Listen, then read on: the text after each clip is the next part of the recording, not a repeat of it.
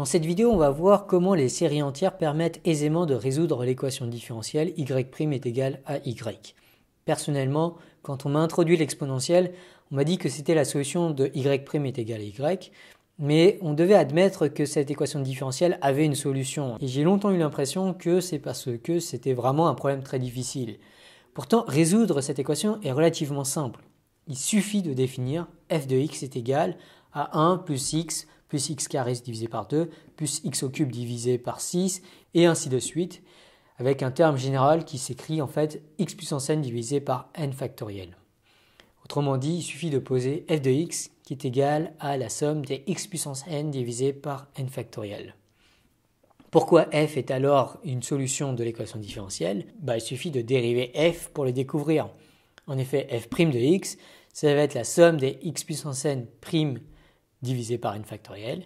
Ça va être égal à la somme des n fois x puissance n-1 divisé par n factoriel. Alors si je prends n égale 0, ça fait un terme nul. Du coup, je peux faire juste la somme pour n supérieur ou égal à 1 de x puissance n-1 divisé par n-1 factoriel, qui va être rien d'autre si j'oppose k est égal à n-1 que la somme pour k allant de 0 jusqu'à l'infini des x puissance k divisé par k factoriel. Et ça, c'est exactement f de x. Et voilà, c'est QFD. Alors, pas tout à fait. Les manipulations qu'on a fait là, elles cachent certaines difficultés. Premièrement, il faut vérifier que f est bien défini à travers cette équation.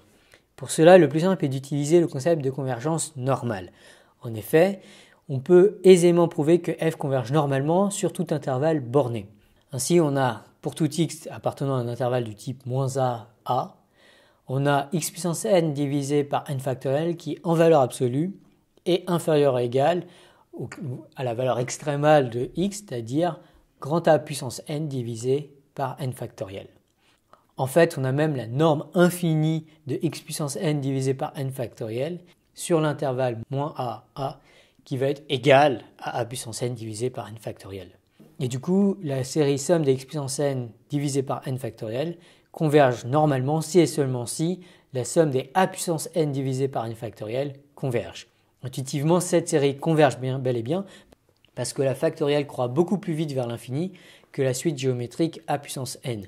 On peut appliquer la règle de D'Alembert pour prouver cela rigoureusement.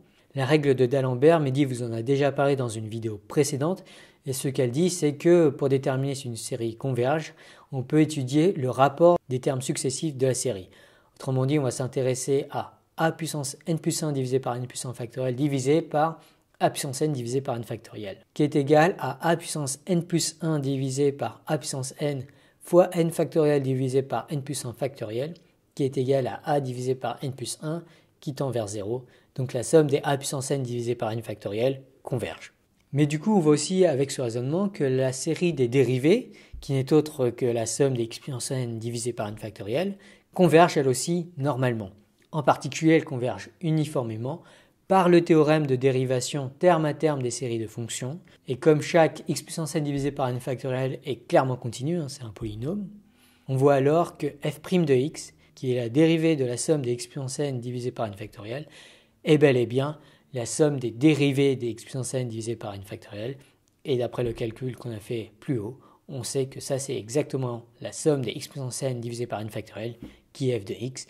La série f est donc bel et bien solution de l'équation différentielle y' est égal à y. Alors vous voyez que pour pouvoir prouver ça rigoureusement, on a dû utiliser des outils sophistiqués d'analyse, notamment ces histoires de convergence uniforme.